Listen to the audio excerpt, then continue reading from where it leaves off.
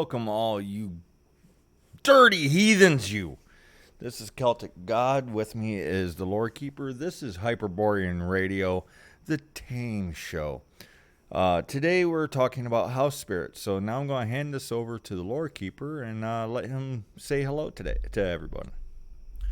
Hello everyone, and today we are, like CG just mentioned, talking about house spirits. And one of the reasons I wanted to talk about this is that of the spirits, of the gods, of all these various groups, they are the ones that are right next to you. I mean, in general, house spirits tend to favor more rural domiciles, but they are, in fact, kind of the closest. I mean, many of the house spirits, like the Tomte and the Domovoi, they still do probably have active cults that some people have with them. And the way people seem to think about it is there's like this blanket concept of how spirits are deities or whatever. Like there's one way to do it, and there's sort of an even way of doing it, and you might customize it to this or that, but it's not that complicated. And it is also that complicated, but I guess the way I'd put it is just because you're not having a massive party doesn't make it unimportant. You know, it's like all the little things actually add up to something larger, grander than the one big party. Yes. That's all I got for you. Yes. But there's a whole bunch of different kinds of house spirits, and people will view them different ways.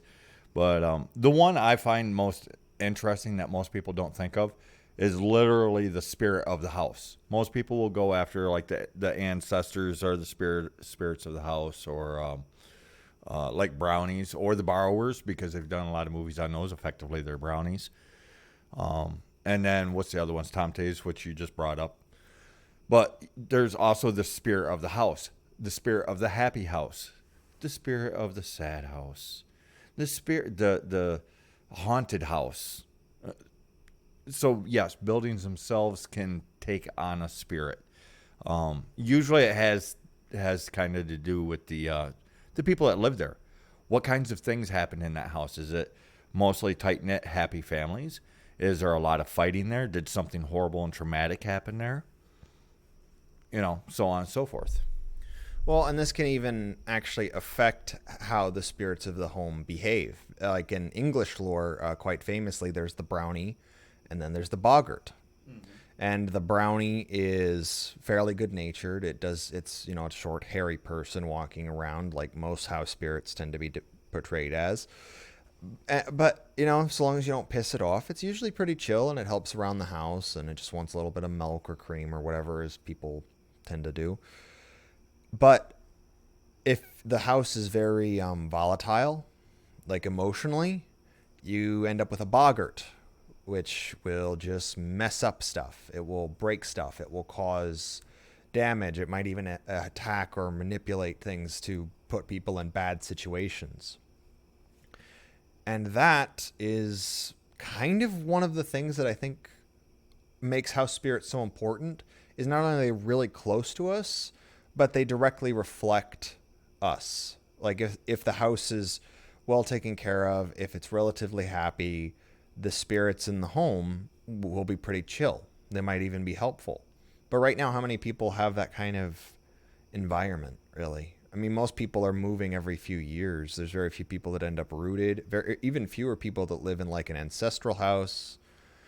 And then there's all the apartment buildings and urban crawl and all these other things that affect how and why we would interact with house spirits.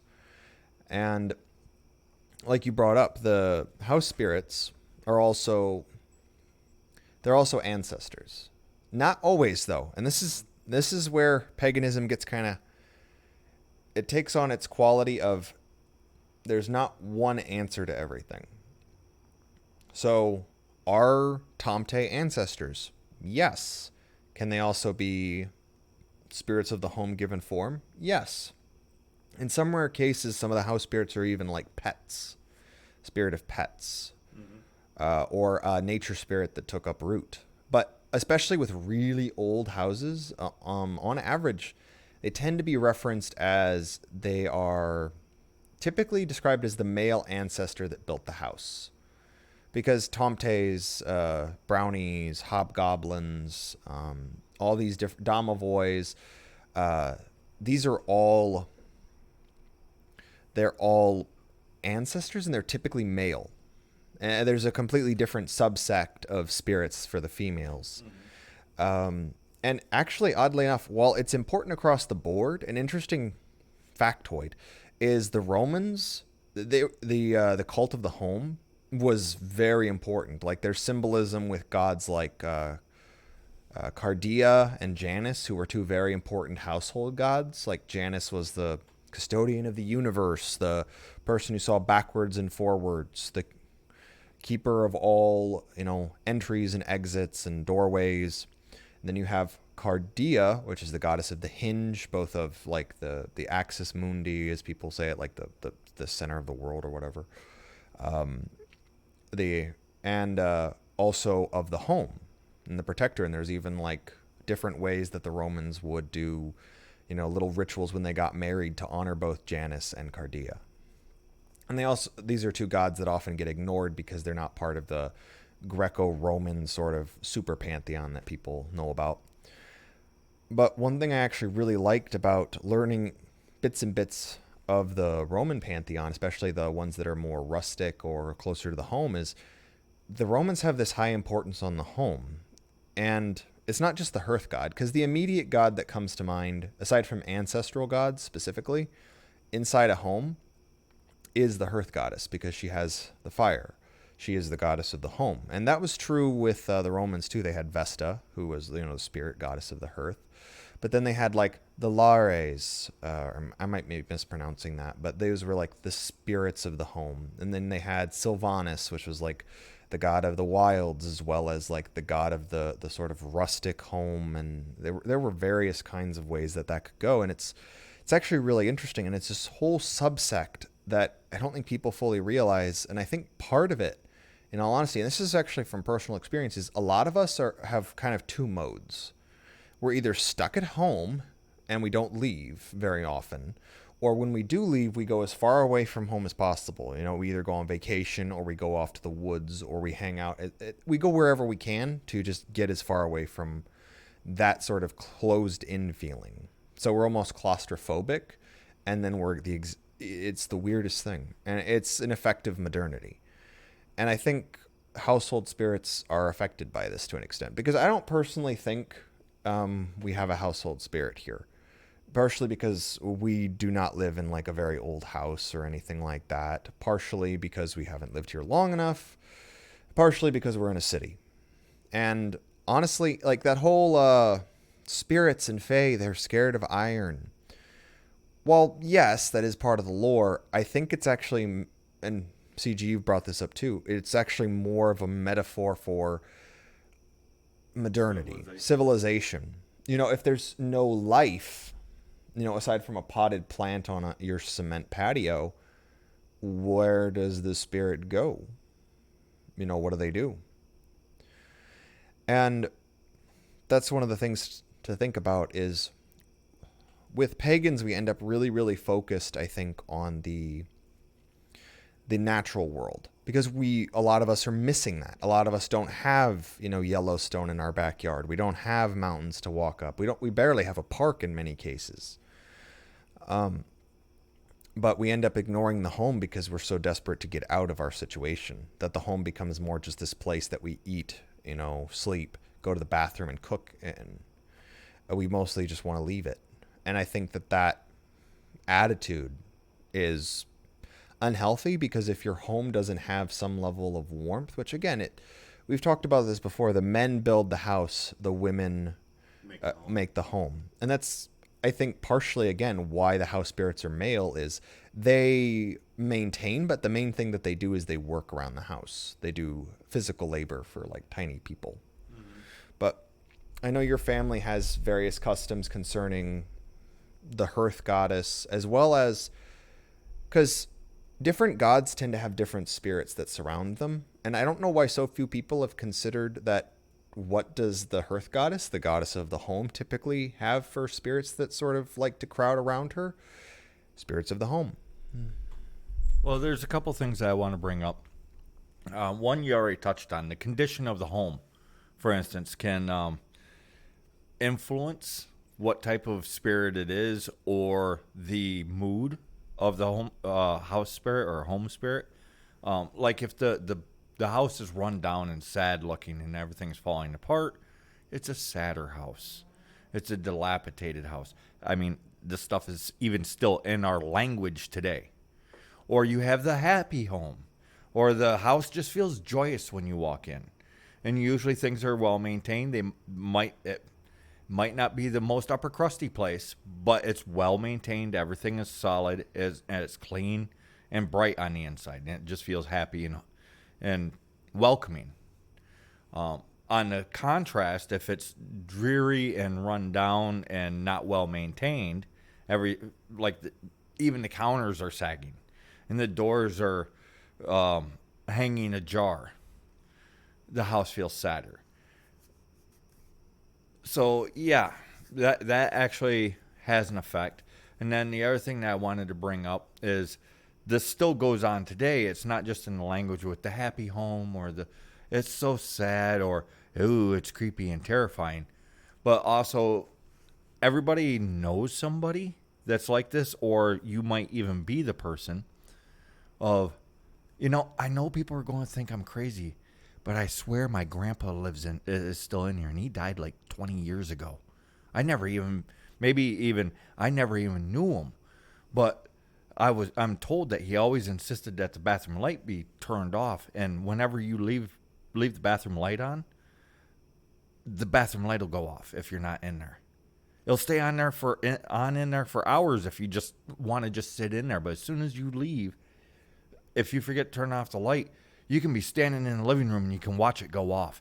It's just crazy, man. Or I had this dog, and I grew up with the dog in this house, and then the dog died. And at night, I can hear it running up and down the hall like it used to when it was alive. Sometimes I feel it jump on the bed, and it freaks me out, and I turn on the light, and then there's nothing there. Everybody knows somebody like this that has stories like this. And they're kind of embarrassed to talk about it, which is why I'm a little bit inclined to believe that's true. And I've had people go way overboard with it, like, oh yeah, I think it's my dog, and sometimes I'll even still put out food and water for it. I don't have a dog, but then, over the course of a couple of days, all the water's gone, and so is all the food. Well, and that's like Elsa. My family had a dog named Elsa. She was a troublemaker. Like, she and her cousin, who was the other dog we had, that one of them would keep watch and like keep us distracted by being cute, and she would sneak in and eat all the dog food. Like, she'd get the bag down and then she'd just crawl inside because she was a smaller dog. She was very smart one time, but she was also very a bit gluttonous, and she actually got all the Easter candy one year because my family did Easter candy. She ate it all, wrappers and all, so we had pastel colored poops out in the yard for like weeks after. Anyway, she was a really sweet dog, and when she got older, she couldn't go up the steps, so my family would have, because I lived closer to like ground floor, so typically the dogs would end up living by my room or in my room. Anyway, whenever they wanted to come into my room, the dogs would scratch at the door. Specifically, Elsa was very much the dog that did this. And after she died, my door, like less than a week after she died, all of a sudden it was shaking, just like how she would do it when she wanted to come into my room. And that really actually freaked me out at the time. And it's those little things. And I don't know, maybe that was Elsa, and she was basically in the beginning steps of becoming a house spirit, but wouldn't have been a very happy home, that sort of thing. But it's one of the reasons we say things like, it's not guaranteed to be an ancestor, but these spirits, and it's actually written into the lore, it's possible that some types of spirits specifically arise from either human or animal ancestors and close companions. And this is partly why it's important to try and maintain. And I understand it's not always possible. All of us have drama. All of us have stuff. We're humans. We're Hyperboreans. We're opinionated, alpha-minded, Arrogant in our own ways. arrogant in our own ways. We have a lot of quirks. But in the same token, we don't have a refuge anymore. I think most of us don't. And if you're out there and you have successfully either lived or created one of these relaxing, comforting homes, congratulations. Like, bravo. It's a rarity nowadays. Yeah, and there's some folklore where the spirit would chase, well, not chase, because that implies a scary story, but follow a person from home to home, continent to continent, like the one with the goblin and that liked to wrestle the guy. And the guy was infinitely frustrated about it. And then the goblin finds out that the guy didn't like wrestling him. He's like, oh, I thought that you enjoyed this. And then that was it. That was the end of it. So up to that point, according to the story, would he qualify as a house spirit? No. But there could be other versions of the story that I haven't come across where, yeah, he would actually potentially count as a house spirit if he was there all the time. Or most of the time. But, yeah, there's other ones, too. I'm not sure if you've come across any of these, because this is in history more so than folklore, though you might find it in folklore, where there's historical stories of this patch of land in Europe was known to be the living area of this specific spirit. And then this manor or this castle or this church or this, but basically a building was put up on the land and most of the forest around it just leveled. And so the spirit moved in and basically took over the manor or the castle or whatever the building was. Well, and that's actually, because I love a good ghost story. I think most people love a good ghost story, but ghosts are not inherently bad. And actually, in many cases, they're actually leaning more towards good. Most spirits end up sticking around to be more helpful. Like, one of my favorite things to bring up is actually the tradition of the Christmas elf. And you can see variations of this. You have, like, the Tomte. You have, like, the ash-covered soot spirits that sort of go up and down the chimney for Krampus or Sinterklaas. But in frickin' Sardinia, they go balls to the wall with the ancestors around Yuletide, where it's just the straight up ancestors go and they just like steal stuff. I mean, it's a more believable option for how you got that iPod than somehow Santa's elves were like, okay, I got the schematics from Apple. 3 of us had to die, but I got them. You know, it's and I actually love little bits like that. And it's actually part of this broader themes which involve like the wild hunt, which actually does interact with people in their homes a lot, especially dogs. Mm-hmm. Like the dog spirits from the wild hunt, they'll actually come in black dogs specifically. And there's various versions. Some are fertility, some are protectors. But they come in and you want to give them, you know, a place by the fire and, you know, care for them and, you know, treat them well. You've even had, like, when you were living up in the UP, some people would randomly have this unknown breed of really fluffy black puppy show up. And it'd stick around for about a year and then just disappear. Yeah, they'd have it for about a year and then it would just disappear. And they would find it usually on their front step. It could have just been stories. This is possible. But they swore that they found it on their front porch, usually in a bag or in a pair of boots that was left on the front stoop or something like that. There was always a story attached to how they found it, and there's a little black dog, and then they'd keep it and they'd love it for about a year, and then the next Yule it would just be gone and don't know where it went. Like most people up there, indoor dogs, because the winters get so cold. So the dog is in the house when they go to bed. When they wake up, the dog is gone. I don't think that they're shooting the dogs just to make the dog disappear.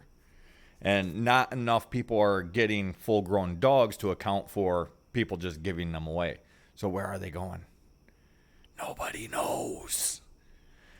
But yeah, and this is actually kind of a good topic to bring up because of the upcoming holiday in a little over a month. Because the Halloween season is starting here soon in the next couple weeks. Because it's a season, people. It's not just a day.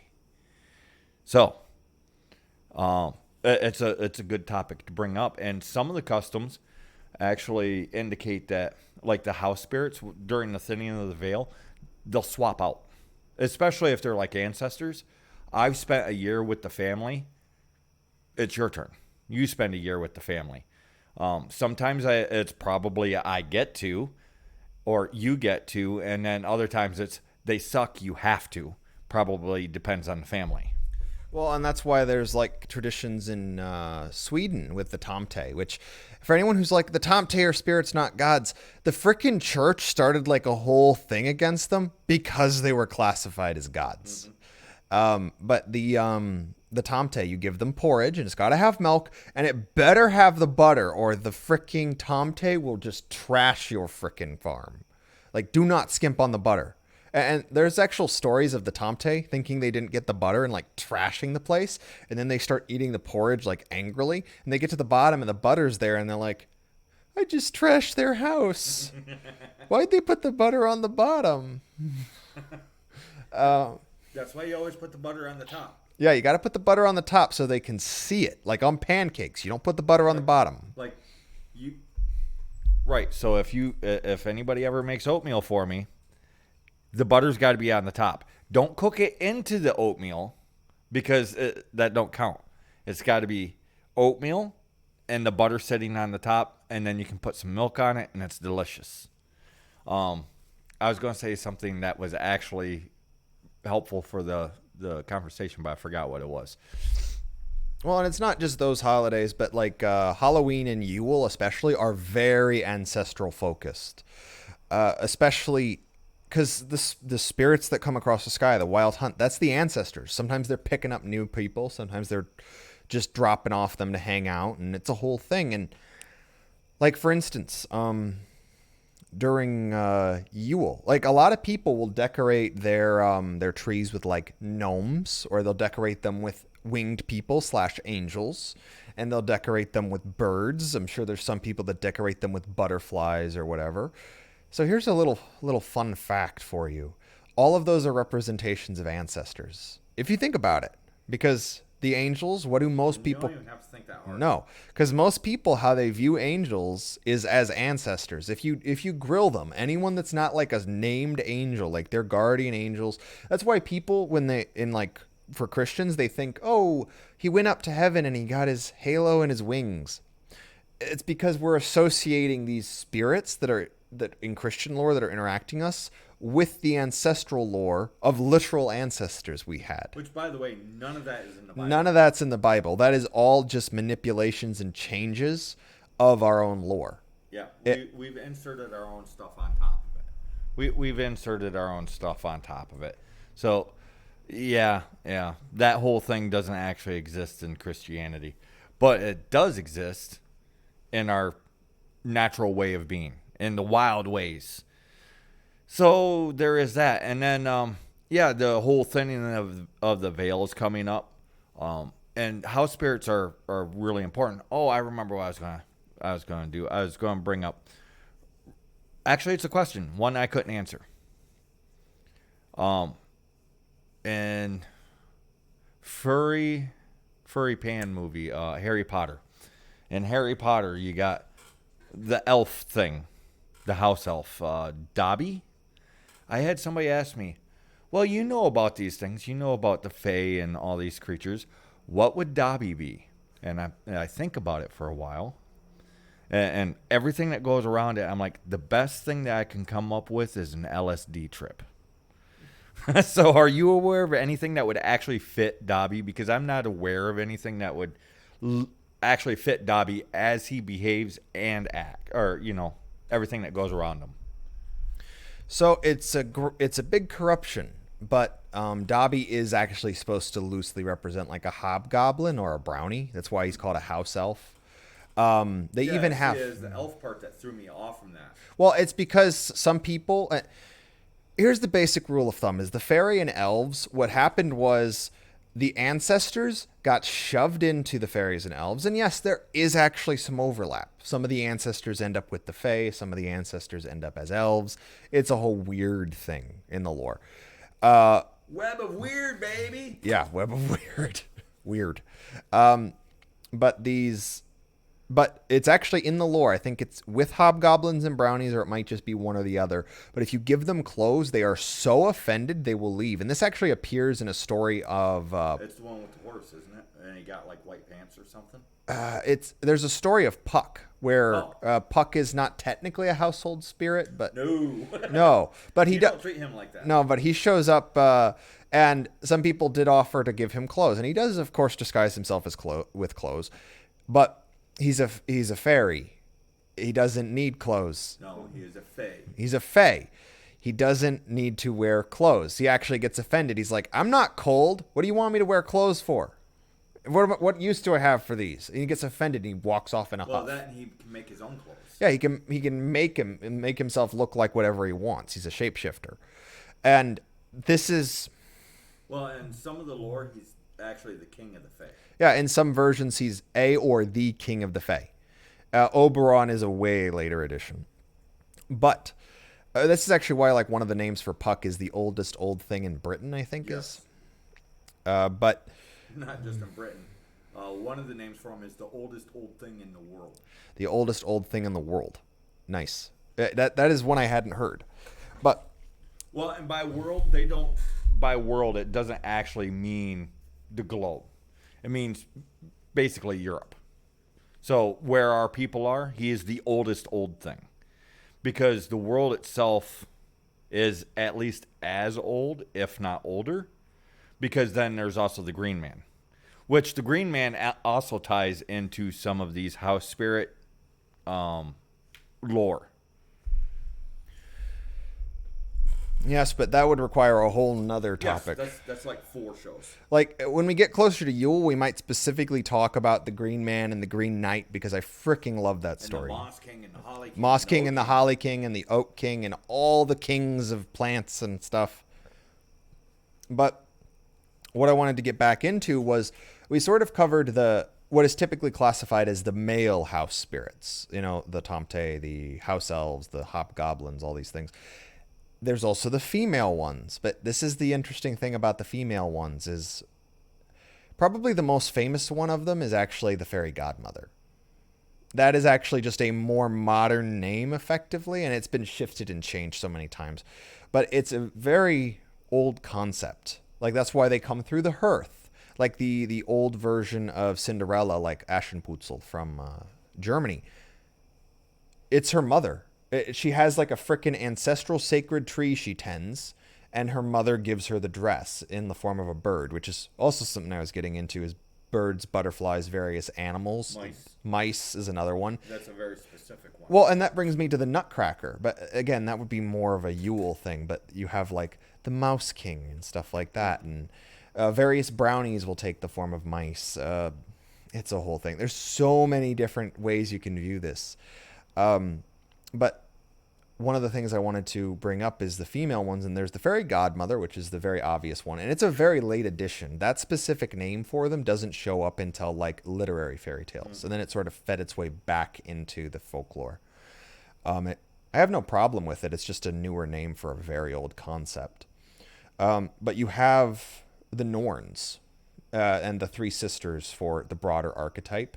These are actually, well, they're not household spirits. They are intrinsically tied to the home because they actually, like, there's actual customs where people will leave out little spinning instruments for them to spin the child's fate. Because when a baby's born, a lot of these Three Sister sets. A lot of people, at least where I'm from, will actually leave out a bobbin of thread specifically for the newborn's fate to be woven. So it's kind of cool. So yeah, these are very good Christians that do things like this because it's the Christian thing to do. I don't know, man. whatever. I just shake my head and I'm like, yes, you leave that bobbin out to have the fate woven. Good on you, Christian. I don't, whatever. But, there was another, I was going to talk about the females. Yeah, the only female ones I've heard about, like the Fairy Godmother, for lack of a better name. And then the other ones, the other females have a tendency to be bothersome. That's one of the ways that you can tell that they're female is they're bothersome. They'll fog up the mirrors, for instance. They will blow out the candles. They will move stuff around in the kitchen. I know I put the spoon here. Why is it over there?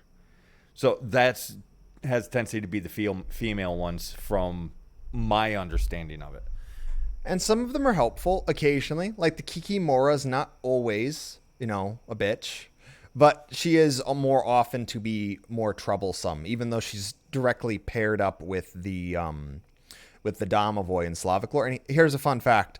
People who have seen the Witcher TV show and he fights and kills that weird swamp giant spider creature that was called a Kikimora, that's not the Kikimora I'm talking about. These Kikimoras are like small female spirits with like bird feet and stuff. Well, and I just wanted to reiterate, because I know I made the one sound super problematic, and I don't want that in my house. No, they intend to help. So they are trying to help, but what happens when you get two women maintaining the same household? Well, it's like when your mom, like let's say if whoever's had like two generations of women in the same house, all of a sudden it's like, no, the cups go here. Don't put them over there, dear. Or why are you leaving the spoon there? Don't do that. And some women want you to put your used cups in the sink. Some of them want you to put them there. Some of you want them to take care of it entirely.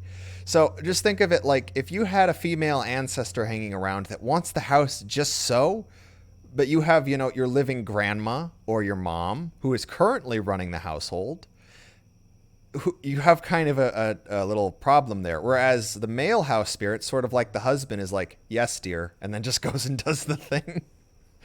Yeah. Yeah, but some of the customs will, it's kind of like a fairy godmother, but not really a fairy godmother for, again, lack of a better descriptor that everybody can grab a hold of. But these female house spirits are often blamed for when the pie is made too sweet. It's like when you're making the pie and grandma says, oh, you didn't put enough in there. So then she throws in another handful, even though you did put the right amount in there and now it's too sweet. Or, oh, the oven's not up quite hot enough, and then turns it up and burns the pie or the cake or the bread. So these little things that go wrong are accredited typically with the spirit. Although there's also good things that are also attributed to them, like a fussy baby in the crib, and that just settles down. You go in there, and oddly the crib, if it's a rocker, is rocking. And how did it start rocking? Well, that's the grandma spirit over there rocking the baby to sleep. So she is helpful. It's just the other stuff I find really funny, so I have a tendency to focus on that. But it could be something as simple as a hat got hung up, or the boots got shuffled over a couple inches by the heat vent, so there's a lot of good little things too. But the stories I'm familiar with, mostly they're complaining about the irritating things because it makes me laugh and people like to make me laugh. Well, and the female ones, the female ones are interesting because actually a lot of their lore has them not sticking around. Mm-hmm. Like they'll actually stop by and then they'll leave shortly after. Most of the customs I'm familiar with, it usually revolves almost explicitly around either a rather large feast, or especially newborn babies. When newborn babies are in the area, they show up to like help take care of the newborn baby. Yep, just like I mentioned with the three sisters. Mm-hmm. Whether that's Habitrot and her sisters, the Weird Sisters, the Norns, the Moira, we all got variations. It's one of the most common archetypes across Europe. But these female spirits, and here's the thing is, while there's many names for them, the basic name, the mothers, that is the name of this class of female spirits. Another name for them, they have sort of been grouped under that larger term of the wise women or the white woman, the Weiss Frauen, as people call them. The white woman or the grandmother, I've heard them called. Those are the most most familiar. The white women or the grandmother, and they will stop by, and that's why, like, especially around like holidays, they'll leave out little offerings like porridge or something. Like, there's even a very notable version of this with Birchta or Perchta. I can't keep the two sisters there. Leaving a slice of bread on the table is another one. Yeah, leaving the slice of bread, or leaving out the birchtal milk for Birchta and the souls of children that she caretakes. Well, and here's an interesting thing with Birchta. With her kids that travel with her, they actually like it. They like traveling with her because, like, there's stories where the mother will see their lost child's soul and be like, "Oh, dearie," and the kid's like, "Oh no, I'm fine, but your crying is filling up this jar. It's full of your tears, and I'm not sure how much heavier it can get, and I can keep up." And it's actually some really interesting stories. But basically, sometimes the kids reincarnate, so they become, they just go back and they restart. Other times, actually, Perchta or Birchta will actually, the kids will actually become spirits that help her. Specifically, sometimes they're gnome-like. Other times they're more like, the hairy, shaggy, horned ones. And that sounds kind of horrific, but they're not negative. It's just a thing. It's one of the things that I think people don't understand is there's many different kinds of spirits, and some of them are ancestral. And some of them largely don't have human features anymore. Like I think it's the Vow Raven is supposed to have originally been a person, and it's just a giant freaking killer raven. There's no guarantee these are all going to be super helpful. Right. I guess it depends on what you consider helpful. If you need somebody killed, I guess that killer raven's pretty useful. Well, so long as you can get it pointed in the right direction. But yeah, and so with Halloween coming up, if you don't have a house spirit, maybe consider inviting one in as the veil thins. Because, Halloween is all horror and drama and blood and well, it's that too, yes, which is part of the thrill of it. And at a later date, I want to get into that, like the whole spirits crossing the veil and the coming of the Great Hunt. For the next couple months, we're going to have some general themes coming up, but it's not that even the first month yet. But yeah, there's you can try and invite them in. It doesn't mean that they'll come, or they might come. Doesn't mean that they're going to stay, but you can invite them into your house, and that's part of what the whole jack-o'-lantern thing is to keep away the malicious spirits, the spirits that don't like you, and to light a path for the ancestors. And yes, I know that there's a lot of different customs about it, but this is one such custom. And some people will say, well, it's just to keep away all the spirits. Sure, good luck with that. Other ones are like, well, it's to invite in the spirits. Sure. Okay, and I don't mean this as any offense to spirits, but I'm going to compare them to something that most people would treat as negative, which is bacteria. There is good bacteria, and there is not so good bacteria. None of it's technically bad, but you definitely don't want, I think cholera is a bacterial disease, but your gut bacteria is very good for you, especially so long as it's in balance. Yes, and it's the same kind of with spirits. There's ones that are more than happy to screw with you, maybe even suck a little bit of energy off you, but there's also ones that are pretty darn chill. And this is something that's not taken into account. There's not really any quote-unquote evil spirits. That's not a thing. There's a difference between malicious and evil. Well, and malicious can be something as simple as, I don't like this guy, so I'm going to put things in order where he's going to trip. Or, I'm really hungry, and this person's the closest thing to a food source. Because some spirits, not all, they do require energy to live. And they are not corporeal beings on average. There's some rare exceptions to the rule, and it's a whole thing. Again, Yeah. not one thing. But they will need to eat. And in a natural, like a forest setting or something, everything is resplendent with energy. But in a city where their options are rat, pigeon, cockroach, or you, who's the biggest food source there? But yeah, at that point, we're kind of getting away a little bit from the house spirits, but it does fall under the spiritual discussion. But house spirits, sometimes they're helpful, sometimes they're not, and sometimes they just mess with you because they can. They might hide your car keys or break your shoelace, or they might keep a cup from falling off from a counter that would otherwise fall off from a counter. Sometimes they will keep mice out of your house. Other times they might invite mice into the house, and mice themselves might be the spirits. Like brownies, for instance, a lot of times they'll,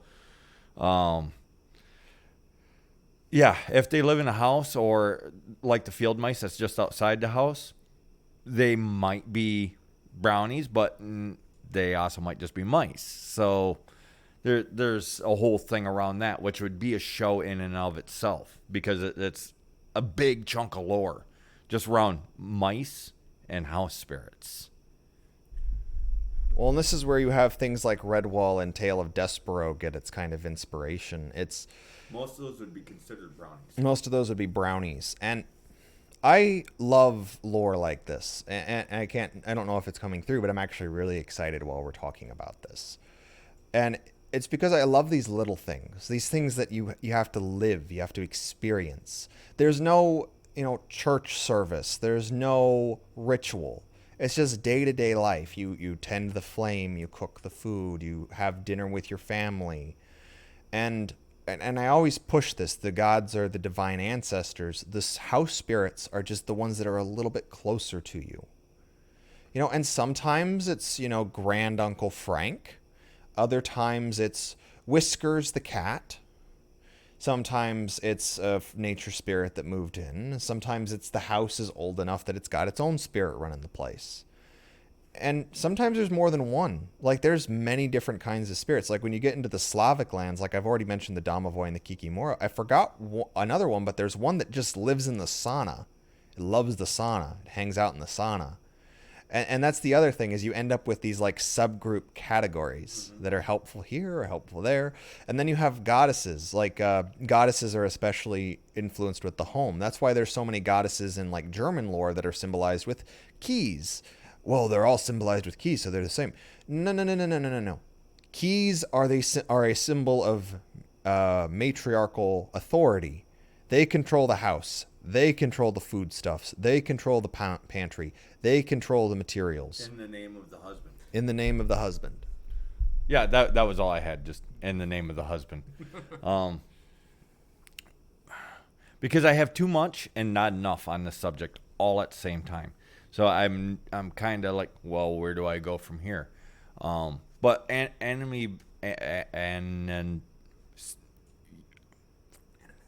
nope. Vilhor. They made a freaking movie off from it. Yes, that house. It's a real house. And apparently it really is haunted. And it really is like blood running down the walls. I doubt it. But screw it. Let's play with it. Let's play with it as if it's 100% true. Why would it be like that? Well, that'd be definitely to go by all the lore and just take all the lore at face value. That would be a spirit of the house itself, which is why they can't get rid of the spirit. The only way to get rid of the spirit is to literally get rid of the house. But even that won't necessarily get rid of the spirit, because it could very well be tied into the dirt that the house is on. Now, why would it be like that? Because you're saying that we're saying there's no such thing as evil spirits. True, but we didn't say that they're all nice. Well, and what happened in the house? Is the house full of, this is going to sound so frickin' Wiccan-y, but dark energy. Right. Like, negativity. Negativity, murders, fear, abuse, all this horrible stuff. Like, just think of like American Horror Story, that really crappy TV show that people like, where just most places where they have malicious stuff happening, there's malicious spirits and ghosts. Well, the way I was going to explain it is, think of some of these spirits that's never been human as children. They want attention. So they're trying to do things that garner attention. Trying to help out. But then you got people that's scared of the spirits. So while the spirit potentially, but we'll benefit of the doubt for everything, potentially starts out trying to help, because I don't see why any spirit would start out malicious. There's really no reason to. But even if it did, it doesn't matter, because the metaphor will still stack up. So we're going to start off with the example of this house spirit is trying to be helpful, and it's like a excited little kid, pay attention to me. But then you got these people who have this mindset that spirits are evil. It's poltergeist, and it's scary, and it's the devil, and need to exorcise it. So then they start behaving in that way. The spirit figures out, oh, they pay attention to me when they get scared. They must like being scared. I'll scare them. Well, and this is another topic for another time, but spirits in general, like I've talked to people that have had like weird encounters, and here's the thing: is sometimes a spirit will do something pretty messed up because it thinks that it's helping. Like, for instance, Not always, but not always. Like, for instance, let's say that I don't know, somebody has the habit of, there's a spirit that sort of hangs around them. And this person, for whatever reason, maybe they have a tough life or whatever, they occasionally let the spirit take the handles of the whole thing. The spirit is basically a kid in a candy store. It never gets to experience this. So what is it going to do? It's going to want to reward the person. It's going to want to be, hey, thank you. But it has no concept of human morality, of human thought or concerns or society or community or anything like that. So let's say that the spirit knows this person doesn't like this person. It goes and kills them. It goes and kills them, or it goes and beats them up very badly. Or steals their stuff or something. Why? Because it doesn't have any concept of consequences from that. All it knows is you don't like that person, so it's going to do something to them. Right, and that could be explanations for a couple different spiritual encounters. And it does link into the house spirit and why some houses are just haunted-ass houses.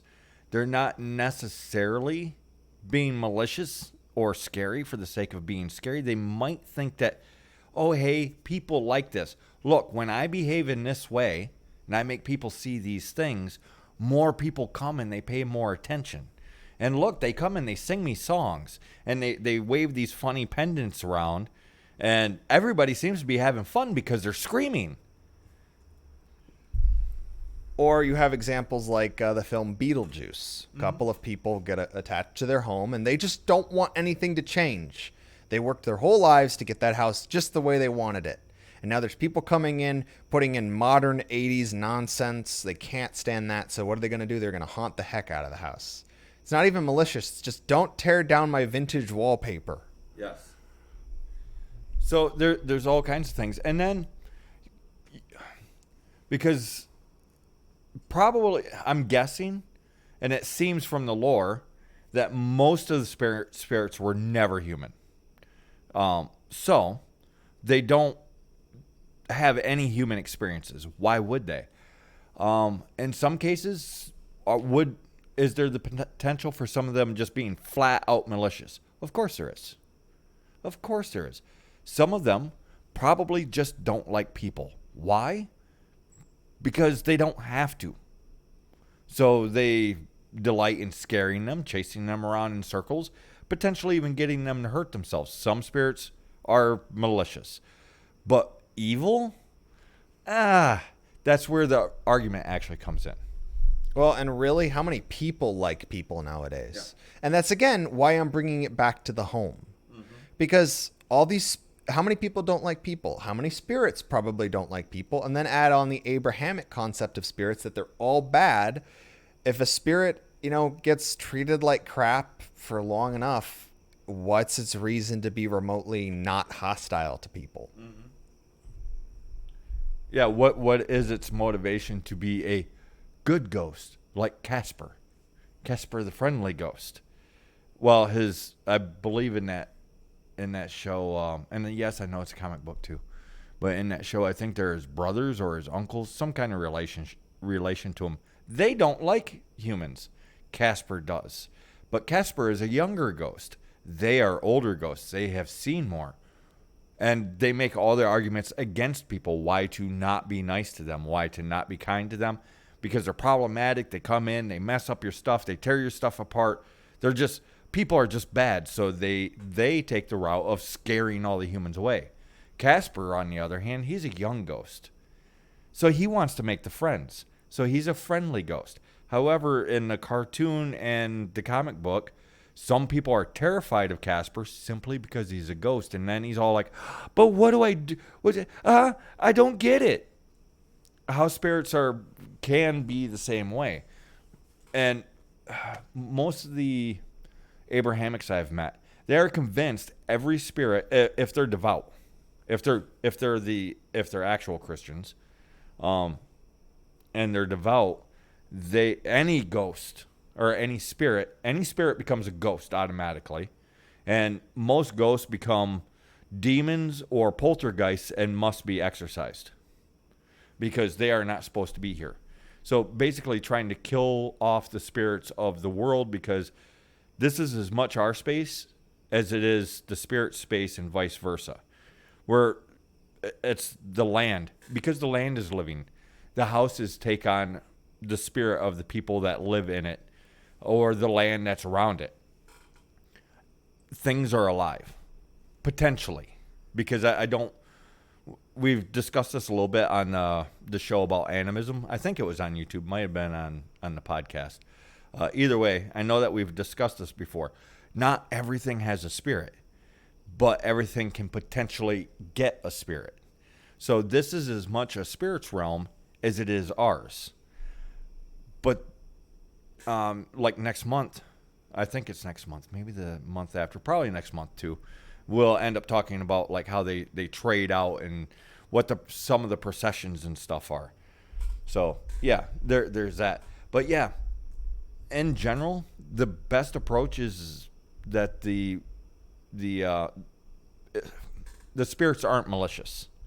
They aren't doing these things specifically to hurt you or to scare you, understanding it as hurting you or scaring you.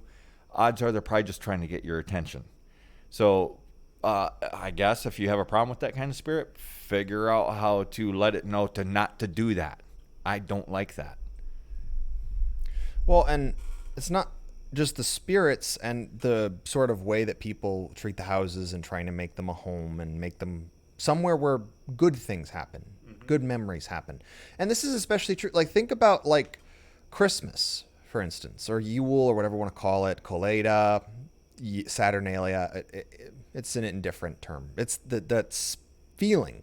People even say it, the spirit of Christmas. And what do people envision the spirit of Christmas as if you personified it?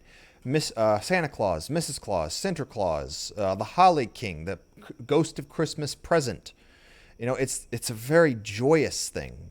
Like I love in Christmas Carol, the ghost of Christmas present. He goes, all around and like just literally dusts people with cheer to make them happier.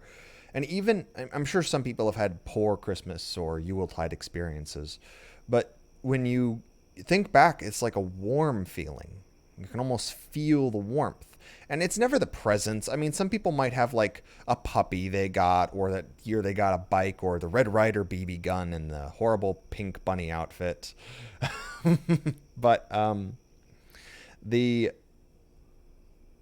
that period of time, you can feel the warmth. And part of it is, I think, more of the family is showing up. And this is especially why... Which is why suicide spiked that time of the year. That's why suicide spiked during that time of the year, is because of...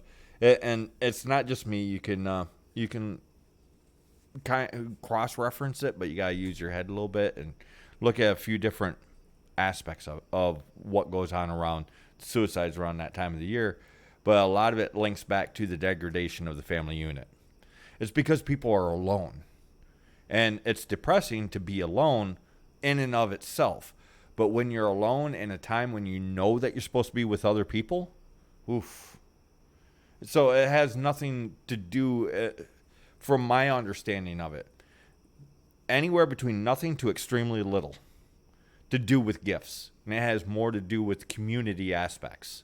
So family, friends, community. And yes, that's linked to a spirit of the holiday. When you know what it's supposed to be, you can feel it. Because we can feel it in the air when it's that time of the year. And it's not by the calendar day, it's by the moon. We can feel it in the air. So yeah, it's a thing. It really is a thing. And it's a visceral thing. It's not a physical thing, but it is visceral because we can feel it. Well, and where do these customs take place? They take place in the home. And this is the thing is, well, everyone's talking about how we should build this grand temple or whatever. It literally starts at home. It starts with a home, a family, and building a good place, a good home to live. And the spirits come and it becomes lively. And just to add to it, there's also all these aspects to it. And in the end, what a home is it is one of the most sacred places. You don't need a temple if you have a home. And so few of us right now have a home. If you think about it, we have boxes we live in. We have a place to live, but we don't have a home. A lot of us have a place to live, but we don't have a home. Because there's a world of difference there. And I'm going to shift the subject a little bit to something that's a little bit brighter. Graveyards. Has anybody ever wondered why graveyards play such a big part in Halloween? I'm sure what comes to most people's mind is zombies, skeletons, vampires. You know, it's scary because of all the dead people in the ground. But right up until, depends on which sources you look at. It could be 1950s, 1960s, 1970s. It was actually fairly commonplace for during the month of October for people to go to the graveyards, have picnics at the graveyards, potentially take naps on the graves right around through the month of October. Well, when you take naps or sleep on the graves, it's an ancient custom, and you might be visited by spirits or your ancestors or gods. Like there's even a subcategory of this that happens in the cult of Asclepius. I think it's called incubation. Mm-hmm. I think it's called incubation. Catharsis. Yeah, catharsis is when they're preparing for incubation. But they do incubation, which is a dreaming, sleeping in the Asclepius. Yeah, and then Asclepius or Hygeia or Panacea or Hippocrates or any of the priests or followers of Asclepius, they come and they diagnose your illness in your dream. And it sounds a bit ridiculous to an extent, but you never know. And it's a part of it. And it's why, like, the next door neighbor, because we do Halloween in America and it's unfortunately been commercialized to heck, just like Yule has. But you go just south of the border and you have Dia de los Muertos, which is heavily influenced by European customs. It still has some Mesoamerican stuff, but that's besides the point. They do go to the graveyards. They do all these things. It's the same overall meaning to an extent. There's differences. But it's being one has kept more of its sacral component, I guess you could say, whereas the other one has been thoroughly commercialized. And here's the thing is, nothing about Halloween currently is inherently bad. There is nothing wrong with giving, treats out for trick-or-treating. There's nothing wrong with dressing up. There's nothing wrong with jack-o'-lanterns. There's nothing wrong with Halloween parties. There's nothing wrong with ghost walks in the cemetery. The only thing missing here is context. Buying the Elsa or the Moana costume might be what the little girl wants, but is it truly in the spirit of Halloween? Or let's say you go walking in the graveyard. Treat the graveyard with respect. You're there visiting the ancestors. You're not there to raise heck. Well, yeah, don't raise heck, don't knock over the headstones, but don't be afraid to walk on top of the grave. Don't be afraid to sit on the grave. Don't be afraid to lay down and take a nap on the grave. I understand in some areas you'll have to sneak to do this because it's been oddly made finable, same as taking picnics. However, in other areas, you can do that. And if you have family family plots, family cemeteries, because some families have this, make sure once in a while, just go out and visit your family. Go out there and sit down with them, have a sandwich, lay down on their grave and take a nap. Some of the lore around that is that when you lay on the grave and you take a nap, or lay on the grave mound, back when there was mounds, and try it. If there's a mound close to you, go take a nap on the damn thing when nobody's looking.